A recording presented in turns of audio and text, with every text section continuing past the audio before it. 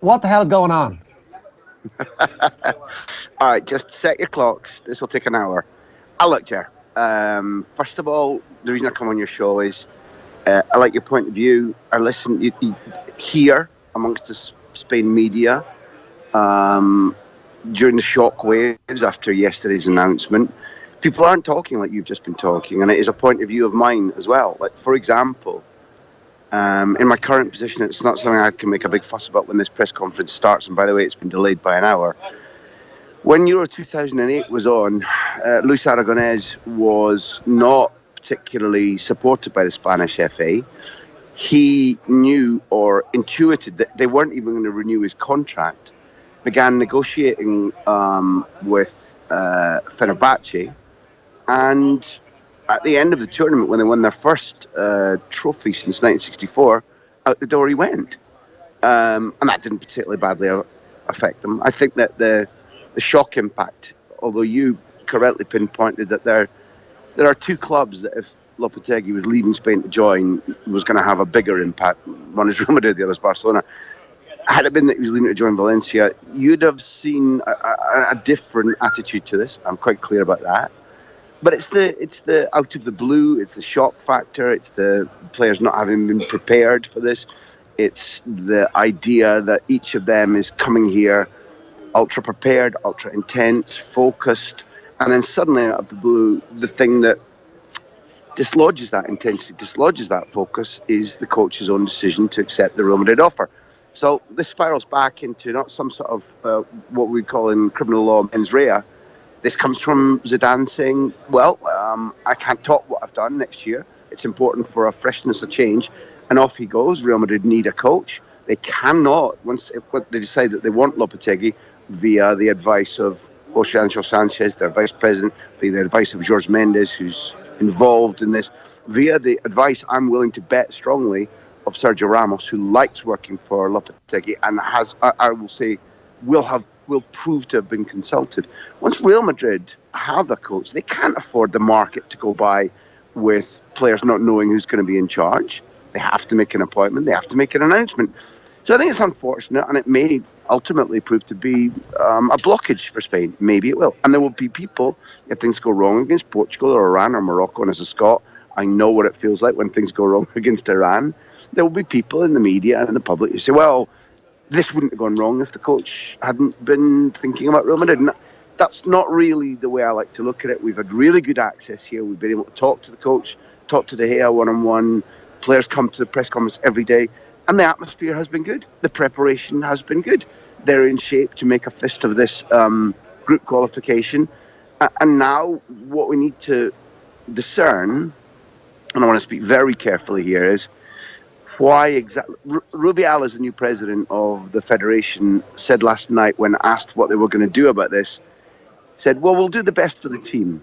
Now, obviously, you're shrewdies in the studio. You know that leaves a certain course of action open to them. And the fact that this morning the press conference has been delayed by an hour has led to one or two people saying, I wonder if things haven't gone well overnight and if discussions have taken a different turn. We shall see in about an hour. Yeah, it's very, very interesting. And like, you look at Julen Lopetegui, and from everything he's said in the press, from the way he speaks, he seems to be a man of logic. He seems to base all his decisions on empirical evidence and is a very calculated man. Do you think he would have taken the Real Madrid job had he known what was about to occur this morning? And I know, Graham, we are still in the area of speculation. I like your description of him. I think that, first of all, when you're commentating from the distance you're at, that's very shrewd. That is the kind of man he is. He's orderly, disciplined, pretty intense. He's not a happy-go-lucky fella who will have taken this decision lightly. It's not a matter of speculation that he'll be paid significantly better. It's not a matter of speculation that during his time in charge of Spain, he's built very good relationships with Isco, with Ramos, with Carvajal. It needs to be restated that several of the players he's going to be inheriting were with him in the under-21 side that won the European title in Israel a few years ago. I think that we are certainly not dealing with a stupid guy, and therefore, if on the verge of a tournament, you shock everybody by accepting a new job, and it's impossible to keep it quiet. I think that everybody going into that situation with an iota of real world experience would be aware that dominoes can fall either way. It can be interpreted so badly that it could be to your detriment. My opinion is that Lopetegui is trustworthy, that the Federation can say, we believe you will still do a competent, clear-minded job until whenever the end of the World Cup comes for Spain. And therefore, if another decision were taken, I'd be a little bit surprised and a little bit disappointed. I'm not Spanish by birth, but I don't think that disavows me from commentating on what I've seen across all the tournaments that Spain have lost or won, and I've been present. And this one now, although it's not as talented as the golden generation of 2010, is as organised, the atmosphere has been as good, the facilities here are as good. Were I Rubiales, the new president of the Spanish FA, I would be I'd be looking hard into this man's eyes, working out that he was still focused. And if he were, then I would be talking to the captains, which includes Silva, Iniesta, and the lead figure, Ramos. I would take a decision, but my decision would be to say, okay, it's unfortunate, but we get our heads down and we move on. Whether that is what Luis Rubiales thinks, well, I guess we're about to discover. Yeah, look, you've been really good with your time, and I know you got to go, but that would be the obvious thing to do, except he could have done that 24 hours ago and said, oh yeah, this is a bit of a surprise, or he could have lied and said, oh, we knew all about this all along. It's unfortunate that the timing has come out, but Real Madrid leaked it, and that's on them. We're ploughing ahead. He's been a bit weak so far, it seems. I think that when you make for a new president an earth-shattering decision about whether you take this or not, then you think hard about it. I do understand what you mean, that if you were a man of brilliance or a man of absolute knowledge and conviction, and you've been in the job 10 years, it's possible that within 2 hours you could say, I already understand how things lie. I already understand the right course of action. And the quicker I say something firm, the better it is for everybody. Yeah. But if you're not, then you take your time on the ball. Spain is a team that likes to have possession of the ball.